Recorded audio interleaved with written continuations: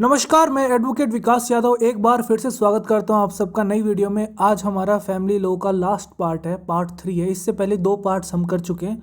अगर आपने previous parts नहीं देखे हैं तो उनको देख लीजिए, थोड़ी हेल्प मिलेगी इस वीडियो को समझने में।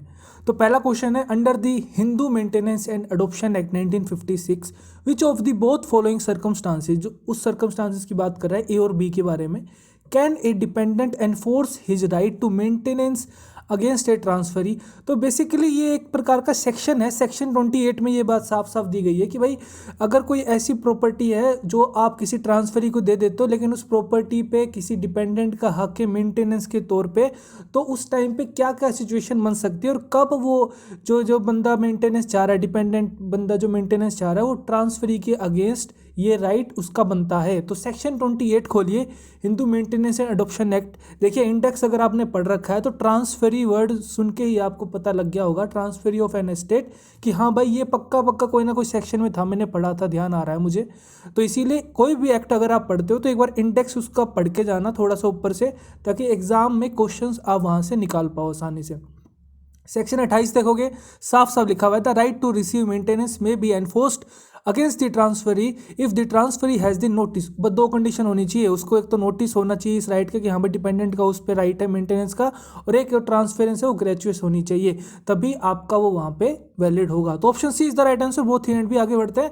विच of the following provisions of the Hindu Succession Act 1956 lays down for the escheat. देखिए एस चीट का पहले आप मतलब समझिए। एस चीट का मतलब होता है कि अगर भाई कोई इंसान मर गया है और उसका कोई हेयर नहीं है, तो ऐसी कंडीशन में प्रॉपर्टी गवर्नमेंट को चली जाएगी, स्टेट को चली जाएगी। यही एस चीट का डिक्शनरी मीनिंग होता है, और इसके बारे में सेक्शन 29 हिंदू सक्सेशन एक्ट में साफ साफ यही चीज़ बताई हुई है। तो सेक्शन 29 हो जाएगा। बेयर एक्ट है तो बेयर एक्ट से सारे ऑप्शन मैच करते जाइए, आगे बढ़ जाइए, आसान क्वेश्चन था।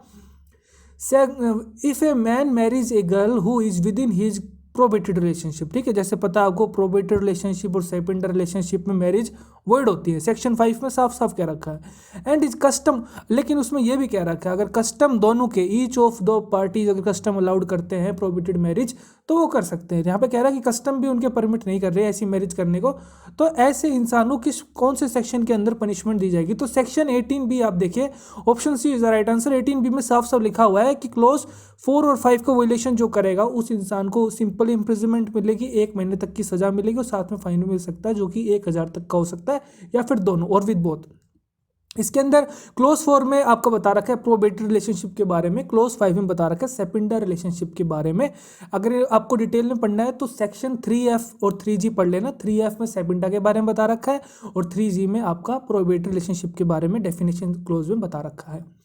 रिक्विसाइट्स ऑफ ए वैलिड अडॉप्शन, तो भाई वैलिड अडॉप्शन के लिए कौन कौन सी कंडीशंस नेसेसरी होती हैं वो पूरा बता रखा है, एक प्रकार से सेक्शन 6 में दे रखा है। ऑप्शंस मैच कर जाइए। पहले सेक्शन 6 देख लीजिए, 6 से 6 में मिल जाएगा। मान लो अगर 6 अगर सी पे होता, ए पे 12 होता, तो 12 चेक कर लो, फिर 8 चेक कर लो, फिर 6 चेक कर लो। अपना ऑप्शन देख देख के चेक करते जाओ सारे। मतलब मोस्टली 100 क्वेश्चन आ रहे हैं ना आपके, तो 100 में से मान के चलिए कि 50 to 60% क्वेश्चन बेरेक्ट के थ्रू हो जाएंगे। अगर आपने बेरेक्ट पढ़ा है तो बड़ी आसानी से कर ले जाओगे। अब इसी क्वेश्चन को देखिए, सेक्शन 6 में साफ साफ लिखा हुआ है, वही इसने क्वेश्चन के रूप में आपके सामने दे दिया। पोज करके पढ़ सकते हो वैलिड अडॉप्शन के कौन कौन सी रिक्वेस्टाइज्ड कंडीशन होती हैं। According to the Muslim women protection of rights on marriage act 2019, इसका आप ध्यान रखिए।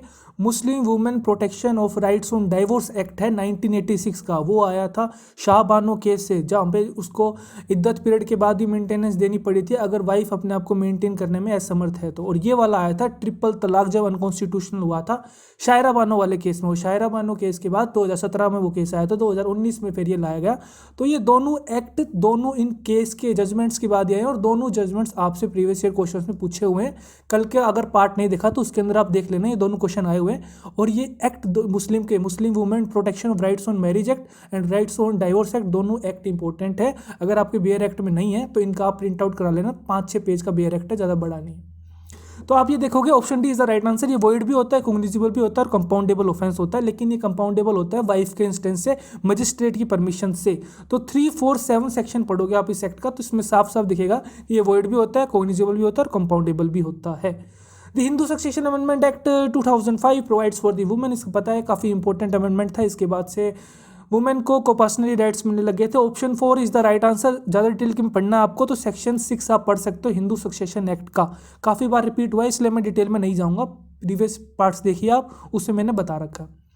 Section 25 of Hindu marriage act provides for, section 25 खोलिए bare act Hindu marriage act का, देखिए उसके अंदर आप देखोगे कि परमानेंट एल्यूमिनियम मेंटेनेंस है, बिल्कुल सिंपल है, आगे बढ़ो। A Hindu wife had been living with her children and all the children had been brought up by her without any assistant and help from the husband many years, the wife was entitled to separate. देखिए maintenance जरूरी नहीं है divorce हो गया उसी के बाद ही मिलेगा, ठीक है, डाइवोर्स से पहले भी अगर कोई ऐसे रह रहा है और पति अपनी जिम्मेवारियां पूरी नहीं कर रहा है तो उसको मेंटेनेंस देनी पड़ेगी। सेक्शन 18 क्लोज ए में ये साफ साफ लिखा हुआ, option C is the right answer, मैंने स्क्रीन पे आपको दिखा दिया जो बेयर एक्ट में लिखा हुआ है। On and from the commencement of the Hindu Succession Amendment Act 2005 in a joint Hindu family governed by the Mitakshara law confirming a doctor, देखो दोबारा आ गया ना, ये सेक्शन 6 पे बेस्ड है। सेक्शन 6 आप देखोगे ये साफ की साफ सेक्शन 6 है, काफ़ी इंपॉर्टेंट है, क्वेश्चन आ रहा है बार बार, तो एक बार आप देख लेना।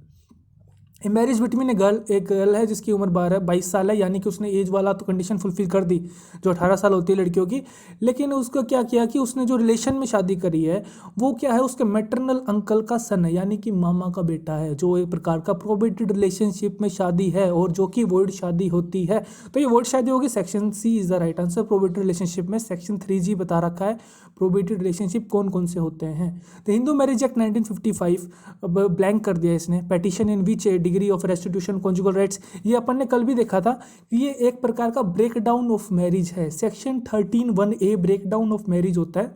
13(1)(a) क्लोज 2 देखोगे तो साफ की साफ लिखा हुआ है। 13(1)(a) मैंने खोला, स्क्रीन पे आप देख रहे हो, क्लोज 2 पढ़िए। पहला क्लोज में बता रखा है जुडिशियल सेपरेशन के बारे में, अगर ए जुडिशियल सेपरेशन के 1 साल के बाद भी अगर पार्टी साथ में नहीं रह रही है तो either party to the marriage, husband या वाइफ कोई भी जाकर अपने डिवोर्स के लिए पिटीशन दोबारा लगा सकता है। और अगर क्लोज में बता रखा है रेस्टिट्यूशन ऑफ कॉन्जुगल राइट्स का भी एक डिग्री का अगर पालन नहीं हुआ है 1 साल के बाद, तो उसके बाद भी आप लगा सकते हो, दोनों पार्टी में कोई भी, तो either party to a marriage लगा सकते हैं। Option D is the right answer.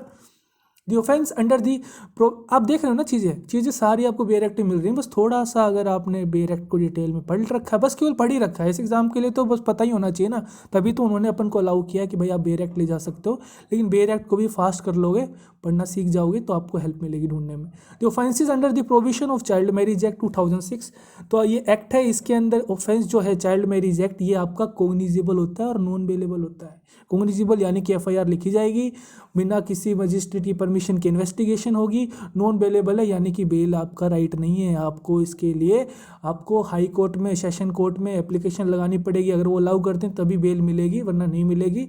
बाद में डिफ़ॉल्ट बेल मिल सकती है अगर 90 दिन तक 60 दिन तक भी अगर आपकी कार्रवाई पूरी नहीं होती है तो। डिटेल में पढ़ना है तो सेक्शन 15 को आप पढ़ सकते हो, स्क्रीन पर मैंने दिखा दिया। विच of the following section of the Muslim personal law शरीयत एक्ट 1937 हैज़ बीन रिपील्ड या अमेंड कर दिया बाय सेक्शन 6 को, किसके सेक्शन 6 से किया, dissolution of Muslim marriage act 1939। तो आप ये देखिए 1939 वाला एक्ट खोल लीजिए, उसमें आप देखोगे सेक्शन 6 रिपील कर दिया गया, सेक्शन 5 के 1937 सेक्शन 6 को भी अब रिपील कर दिया गया, ठीक है। तो ये आप देखोगे तो सेक्शन 5 के बारे में बता रहा है जो 1937 का एक्ट है उसके बारे में। On which of the following dates Hindu marriage act 1955 come into operation, अपना बेयर एक्ट का पहला पेज खोल लीजिए, उसमें आप साफ साफ देखोगे राइट हैंड साइड 18th में 1955 में लिखा हुआ है टॉप मोस्ट ऊपर कॉर्नर पे कि भाई कब ये आपका एनफोर्स कर दिया गया, तो ऑपरेशन में आ गया था ये, तो 18 में 1955 is the right answer.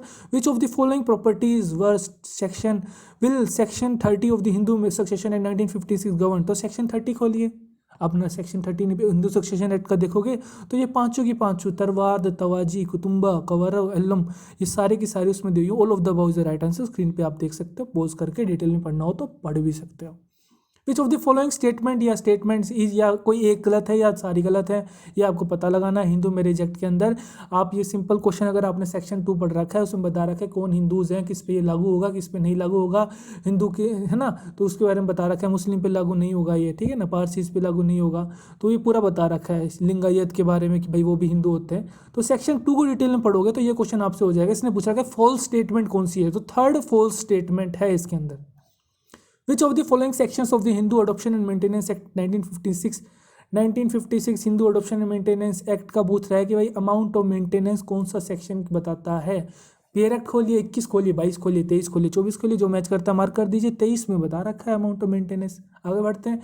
In which of the following cases was it held that the rights confirmed under section 25 Hindu adoption maintenance act supersedes, तो भाई कह रहा है कि अगर कोई कॉन्ट्रैक्ट है भी और अगर उसको कॉन्ट्रेरी कर रहा है तो हम भाई सेक्शन 25 को ही मानेंगे। हम उस कॉन्ट्रैक्ट की वैलिडिटी को नहीं देखेंगे, ये उसको सुपरसीड कर जाएगा। कौन से केस में कहा गया था? सेसी अम्मल वर्सेस थयो अम्मल वाले केस में कहा गया था। Option C is the right answer. ये फैक्चुअल क्वेश्चन है, पता है तो ठीक है, वरना आगे बढ़िए। सेक्शन 25 देख लीजिए, अमाउंट ऑफ मेंटेनेंस में बी अल्टर्ड, चेंज कर सकते हैं अगर कोई सर्कमस्टांसेस ऐसी बन जाती हैं तो। Section 12 of Hindu adoption and maintenance act, ये Hindu adoption and maintenance act से काफ़ी क्वेश्चन आ रहे हैं, हिंदू मैरिज एक्ट से, ये दो तो बहुत ज़्यादा इंपॉर्टेंट एक्ट हैं। तो भाई ये पूछ रहा है सेक्शन 12 के किसका होता है, तो सेक्शन 12 खोलिए, इफेक्ट्स ऑफ अडॉप्शन होता है, साफ साफ लिखा हुआ। Which one of the following is not a ground of divorce? Divorce के ग्राउंड सेक्शन 13 में दे रखे हैं, सारे 13(1) में दे रखे हैं, जो वो ग्राउंड जो हस्बैंड भी यूज कर सकता है, वाइफ भी यूज कर सकती है। 13(2) में वो ग्राउंड दे रखे हैं जो केवल वाइफ यूज कर सकती है, इस चीज़ का ध्यान रखना, क्वेश्चन बनता है इससे भी। तो 13(1) में जो ग्राउंड दिए हैं उसके अंदर ये आपका दे रखा है कि भाई मेंटल डिसऑर्डर भी ग्राउंड बनता है, वेनरेबल डिजीज कम्युनिकेबल फॉर्म भी ग्राउंड बनता है, इनक्योरेबल अनसाउंड माइंड भी ग्राउंड बनता है। लेकिन ये ग्राउंड नहीं है कि 3 महीने से कम टाइम से अगर वो रह रहा है, ये 3 महीने का एक्चुअली में ग्राउंड है ही नहीं, ये आपका जुडिशियल सेपरेशन का ग्राउंड बनता है, डिवोर्स का ग्राउंड नहीं है। और जुडिशियल सेपरेशन के बाद, डिग्री के बाद अगर 1 साल तक नहीं आता, फिर वो ग्राउंड बनता है कि भाई अब हम डिवोर्स लेना चाह रहे हैं। Indian Christians can obtain divorce under which of the following, ये अपन ने पार्ट ए और 2 में भी क्वेश्चन दिखा था। Indian divorce act 1869 is the right answer, और डाइवोर्स एक्ट बोलते हैं, अब इसको इंडियन डाइवोर्स एक्ट नहीं बोलते हैं, तो इसका आप ध्यान रखना कि क्रिश्चियंस के लिए डाइवोर्स डाइवोर्स एक्ट 1869 यूज किया जाता है, मैरिज के लिए 1872 क्रिश्चियन मैरिज एक्ट यूज किया जाता है। The provision for maintenance pendant light of the Hindu marriage act 1955 is given, ये सबको पता है, 24 में दे रखा है। मेंटेनेंस पेंडेंट लाइट एक प्रकार का मैक्सिम है कि भाई जब आप प्रोसीडिंग के दौरान अगर आप खर्चा नहीं उठा पा रहे हो तो उस टाइम भी आप अपना एक एप्लीकेशन लगा सकते हो, 60 दिन के अंदर कोर्ट को ये डिस्पोज करना पड़ता है मैटर कि हाँ भाई देना या नहीं देना। ए मुस्लिम वाइफ में sue for divorce under the resolution of Muslim marriage act 1939, section 2 इस एक्ट का काफ़ी इंपॉर्टेंट है क्योंकि इसके अंदर डिवोर्स के ग्राउंड्स बता रखे हैं, जैसे हिंदू मैरिज एक्ट में सेक्शन 13 में बता रखे हैं, ऐसे ही resolution of Muslim marriage act में ग्राउंड बता रखे हैं डिवोर्स के सेक्शन 2 के अंदर। तो इसके अंदर एक आपका इंसेन का ग्राउंड बता रखा है जो कि 2 ईयर का इसने बता रखा है। क्लोज 6 आप देखोगे, the husband has been insane for a period of 2 year और is suffering from a venereal disease, तो ये एक डिवोर्स का ग्राउंड है।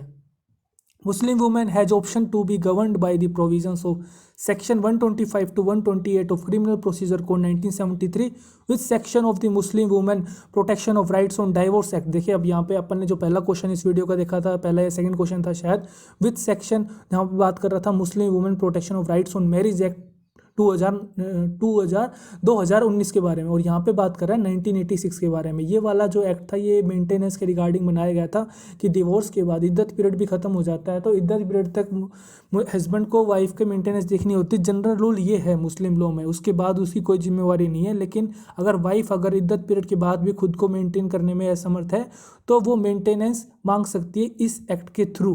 तो ये आपका सेक्शन 5 में बता रखा है कि भाई उसको 125 से लेकर 28 से अगर लागू करवाना है तो सेक्शन 5 में साफ साफ बता रखा है, पोज करके आप पढ़ सकते हो। विच of the following is not a ground of A void marriage under section 11, section 11 खोलिए, उसमें वॉइड मैरिज की ग्राउंड बता रखे हैं कि बाईगैमी है, ये 5 क्लोज 1 का, सेक्शन 5 क्लोज 1 का वॉयलेशन है तो वो वॉइड मैरिज है, 5 क्लोज 4 का वॉयलेशन है तो वॉइड मैरिज है, 5 क्लोज 5 का वॉयलेशन है तो वॉइड मैरिज है। 5 क्लोज 4 में बता रखा है प्रोहिबिटेड रिलेशनशिप के बारे में, 5 क्लोज 5 में बता रखा है सेपेंडर रिलेशनशिप के बारे में। लेकिन चाइल्ड मैरिज वॉइड मैरिज नहीं होती है, इसकी केवल आपको सजा मिलती है, ठीक है। सेक्शन 11 आप देख सकते हो स्क्रीन पे। सेपेंडर रिलेशनशिप सबको पता है, सेक्शन 3F में दे रखा है, उसके अंदर बता रखा है कि मदर साइड के 3rd generation including the person, ठीक है। लीनियन साइड में अपन अपर साइड में जाएंगे तो 3rd जनरेशन तक, और फादर साइड देखें तो 5 जनरेशन तक इंक्लूडिंग द पर्सन, और लीनियन साइड जाएंगे अपवर्ड, ठीक है। तो ये पूरा आपका सेपेंडा के बारे में है। इसी के साथ ही आपके फैमिली लॉ के सारे प्रीवियस ईयर क्वेश्चन जो AIB एग्जाम में आए थे वो मैंने करवा दिए हैं डिटेल में। अगर आप ये भी कर लोगे तो लगभग 81 क्वेश्चंस हैं और 8 क्वेश्चन फैमिली लॉ के आने, 8 7 8 9 10 के लगभग, तो आप आराम से 6 7 क्वेश्चन कर ले जाओगे। प्रीवियस ईयर के सारे सेक्शन एक पेज में लिख लो, इनको अपने बेरेक्ट में मार्क कर लेना है। अब अपन करेंगे पब्लिक इंटरेस्ट लिटिगेशन, उसके 4 क्वेश्चन इन्होंने दिए हुए हैं। पब्लिक इंटरेस्ट लिटिगेशन में क्वेश्चन मिक्स आएंगे, कॉन्स्टिट्यूशन का भी कोई कंसेप्ट आ सकता है, इन्वायरमेंट का भी कोई कंसेप्ट आ सकता है। तो PIL थोड़ा सा आप देखोगे तो ये 2-3 टॉपिक से मिलकर ये एक PIL बनाया गया है। तो PIL के 4 क्वेश्चन उन्होंने दिए हुए हैं, अभी अपन वो भी कर लेंगे। वीडियो अच्छा लगा वीडियो को लाइक करिए, खुश रहिए, मुस्कुराते रहिए, देश का ख्याल रखिए और ऐसे ही मन लगा के पढ़ते रहिए। जय हिंद।